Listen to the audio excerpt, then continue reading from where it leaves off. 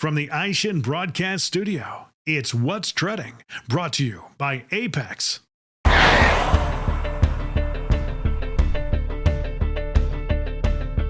Hello and welcome to another episode of What's Treading. My name is David Sickles. I am the editor of Tire Review. And today we are speaking with Yagil Tzur. He is the Vice President of Products at Tactile Mobility. It's a company that uses advanced sensors and AI to provide a safer driving experience to drivers. Let's get to the interview. Yagil, thank you so much for being on the show today. This is a really exciting topic for me. Can you kind of act like I'm 5 years old? Can you explain to me how your tire sensors work and what the benefits are for the actual end user? Okay, I'll be happy to. So tires are the most important subsystem in the car in terms of safety. This is what keeps our car in contact with the road, enables steering, accelerating, braking, and everything. So by far it's the most important. However, in our cars of today, which are full of technology, this is probably the least automatically monitored component of the car. You don't know anything about the tires automatically. The only thing that you are aware of is whether you have some issue with the tire pressure. This is due to the fact that all cars in the Western world must have TPMS, tire pressure monitoring system sensors. But other than that, you don't know if your treads are worn. You don't know if the tires are too stiff, too dry. You don't know if the tires are not balanced. And this is a major issue. So car manufacturers rely on us, the drivers, to go and look at the tires, to check that they are healthy, in good condition. But we can't fool ourselves. No one is doing that. So most of the people even don't know what to check in a tire. And this has become a major issue. It was an issue always. But nowadays, when service intervals are becoming longer, especially for EVs, and when tires are getting worn faster on EVs, this is becoming a major issue because we don't have any professional eye to look at the tires for a very long period. Mm-hmm. So this is the problem statement. We must be able to monitor the tires automatically, same as we get an alert from the car if we have an issue with the engine, with the oil, with the exhaust, with the water level. We need to know what is happening with the tires, what is the situation of them. And unlike water, which can result in damage, an issue with the tires can result in an accident. So this is a big deal. So just to complete this background, of course, that almost all big tire manufacturers, whether we're talking about Continental, Michelin, Pirelli, Goodyear, etc., are trying for years to develop smart tire sensor. A smart tire sensor is like a TPMS, but much more sophisticated. So it can measure also the tread depths. It can measure the stiffness and other aspects. But unfortunately, tires are the most hostile environment in the car, right? They are below the suspension. They get all the vibration, all the potholes, all the bumps, everything. And this violent environment means that it's very difficult to develop a commercially viable sensor that will be not expensive and reliable enough. And this is the reason why we don't have hardware sensors that can function and give these features inside our tires today. So Tactile Mobility is working to solve this problem and do it by software only. And how How are we doing this magic? So Tactile Mobility is a developer of virtual sensors. And virtual sensor is a software program that takes signals from that exist in the vehicle and using algorithms can generate totally different insights. So traditionally, almost every system in the car had sensors that were used for a specific purpose. For example, wheel speed sensor is being used by the ABS, right? And steering torque is used by the steering subsystem, etc. But if you combine the huge amounts of data that exist in every vehicle for the last 15 years, you take the wheel speed and the wheel angle and the steering angle and engine torque and acceleration, seniority, and I can give a very long list now. You take all of this, you can generate incredible insights, really, things that you cannot imagine. So for example, in Tactile Mobility, we can provide a very accurate estimation of the grip level of the car. Wow. So for example, let's say that you drive on the road and you hit an area with black ice. Today, with all the fancy sensors like LiDARs and cameras and radars and everything, still there is no technology that can see black ice. The only way is to feel it, and this is what tactile mobility is about. So this is one example of what we can do with virtual sensors. So a virtual sensor can take a lot of data and create, I would say, a wisdom of a more systematic view of the vehicle or a more holistic view of a subsystem. And this is the case with the tires. So we are a software company. We do have some proprietary aftermarket device that we use for development and demonstrations and experiments, but in essence, 90% of our R&D is software and algorithms. And That's what we very, very do is interesting. we develop this very lean piece of software, embedded software, that runs in one of the vehicle ECUs. And why do I emphasize the fact that it is lean? Because most of the ECUs as of today are relatively weak. So much weaker than a cellular phone which was manufactured 10 years ago.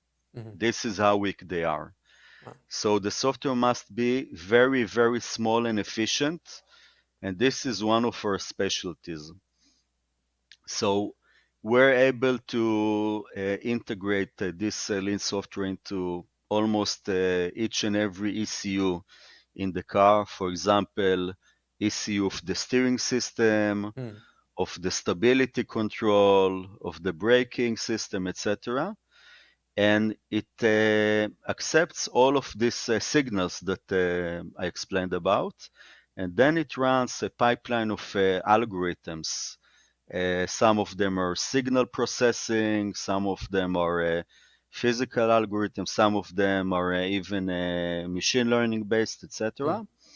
And this is how we are able to generate a lot of virtual sensors. And for example, we talked about grip, but let's talk about the tires, which are the topic of this session. So first of all, and the most important is the tread depth virtual sensor. This virtual sensor tracks the depths of the treads over time, and it can alert when the tread depth is nearing the legal limit. This provides very important information for the driver, also for the car itself, so it knows that it can take larger safety envelope. For example, if you have adaptive cruise control and your tires are almost worn and the environment is wet, you should the adaptive cruise control should keep a longer distance, for example. Presented from the Aishin Broadcast Studio at Babcock's Media. So Yagil, whenever these virtual sensors are detecting something like this, using the data that the car is already producing, how does the driver receive that alert that, hey, maybe you need to change your tires or slow down here, whatever it might be? How are they alerted? Does that show up on the vehicle's dashboard, or is it, how does that work? Okay, so this is a very good question. So tactile mobility doesn't control the functions that the OEM uses in order to display the data. So we are in essence behind the scenes. We're providing these important insights, and they are transmitted over the internal network of the vehicle, and then they are picked up by the functions that the OEM decided that they will use this data, and they will decide what is how they alert the driver, what functions will use it automatically. They can even, for example, try to use this data in order to increase the revenues from aftermarket tire sales. OEMs today get a very small portion of that, and they would like to get more. So, to summarize, we provide the data, and the OEM decides what to do with it. Some of them will alert in the dashboard. Some of them will also open in the infotainment a nice pop-up that will advise to go to a near service center. They will behind the scenes use it for different ADAS and vehicle dynamics functions, but this is not in our control. So you're essentially working with the OEM of the vehicle rather than working with, say, the tire manufacturer, whoever that might be. Right. So it was, of course, in first glance, it looks much more logical that we will work with the tire manufacturers, but they don't have any computing platform in the vehicle. So what they provide is rubber. So the only way is to work with the OEMs. Now, the tire manufacturers themselves can have a lot of benefit from this data. So I would say that new tires are probably one of the most experimented and tested parts in a car, because the tire manufacturers investing huge amounts of data in testing them in almost any condition, any load, different cars, different driving styles, different environments, but they can do it mostly on new tires. So if they would like to know what happens with the tires over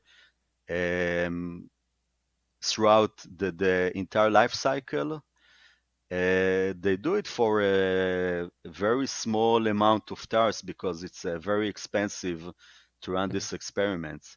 Now, with this data, which is also potentially available in the cloud, depending on the agreement with the OEM, they can have regular measurements of the tire condition throughout the entire life cycle. And they can use it in conjunction with other data on driving style, environment, potholes, and things like that in order to come up with better products. And of course, if we take the entire population of cars in the world, the average tire condition we would have expect that it would be mid-worn, right? Mm-hmm. This is the average. But in practice, because many people drive close to the legal limits or even below it, most of the tires are closer to be completely worn. So Mm. it's very important for the tire manufacturers to have this info. And is this information something that maybe a tire dealer or maintenance provider can tap into and maybe show the customer, according to Tactile Mobility's data, we're seeing that you need to replace your tires because of these different factors. Is it something that they can tangibly show, hey, we have actual data here. This isn't just me saying that, I think you need to replace your tires. Hey, it's all laid out here. Is this something that they can maybe tap into using a scan tool or something else? In the future, they will be able to do it, yes. Hmm. Currently, it's still in development, but they will be able to do so. Sure, sure. And are you working with any of those OEM partners right now where you are being integrated into, every model or certain models from a specific manufacturer? Okay, so with this, I need to be a little bit cautious because Hmm. all of the contracts that we have with the OEMs are under confidentiality. Sure, sure. But our software is already integrated into the systems of larger tier one, which means that every car that get its subsystem will have this wisdom inside, and then it can be activated. We also have two OEMs that we are in advanced integration phase with. So hopefully within the next few years, this will be available for a large number of cars. Very nice, very nice. And are you, with this technology, are you trying to target mainly the consumer market or the commercial market or a little bit of both? What is kind of your goal? Okay, so again, this is a very good question because, of course, the biggest value for such a technology is not for passenger cars. It's for commercial fleets, Hmm. where the downtime that can be caused by a flat tire or by tire explosion, the damage is can be high, the cost to the fleet management, and also there is another point for commercial fleets, the tire-related expenses are the second highest after energy, after Hmm. fuel. So they would like to optimize and use the tires as much as possible and know when to rotate tires, when they must replace the tires, etc. Hmm. But this technology today requires some integration and calibration costs that makes it less profitable for small numbers. So if you go to a truck manufacturer, the annual production will be tens of thousands. Hmm. If you go to passenger car manufacturer, it will be millions. Hmm. So we started with passenger cars. Next phase is light commercial vehicles, where Hmm. also the numbers are relatively high. And we believe that in the future, the calibration will be much easier because it will be mostly automated. And then we will penetrate also commercial fleets of trucks, etc., where the margin per vehicle is much higher. Hmm. Hmm. Less vehicles, but the margin is higher per vehicle. Sure, sure. I think that makes a ton of sense. Obviously, we've been seeing, especially in the past maybe 2 or 3 years, AI and machine learning has really Right. grown, really evolved, and given us all sorts of different capabilities that maybe we were unaware of or incapable of previously. Where do you see this technology leading? I mean, what are you hoping to be able to accomplish in the next, 3, 4, 5 years down the road? Okay, so um, Actually, you know, the automotive industry is maybe in its best period in terms of the pace and width of changes. So everything is changing. And one of the things that we're going to see in the next few years is that the computing platforms are going to be much more powerful. Mm. And the intention is to be able to run machine learning, AI inside the vehicles. And it requires platforms which are much stronger than today. Tactile mobility today relies on machine learning, but we use machine learning in the cloud during the development and calibration process. So what we do is we take cars and we do driving according to what we call maneuver catalog, which defines different surfaces, different tires, winter tires, summer tire, all season, different weights, different pressure, etc. And we take recordings from these drives and we feed the machine learning. And the machine learning is generating for us the calibration of the algorithms. Okay. So today we are limited on doing that in the cloud because only in the cloud we have the computing power. In the future, when the computing platforms will penetrate the market in large numbers, everything will be done in the vehicle. So calibration will be no-brainer because it will be inside the vehicle, and the cost of development will decline because of that. So we're looking into this incredible future where we will have a lot of computing resources, and this for sure will open also the door for additional capabilities.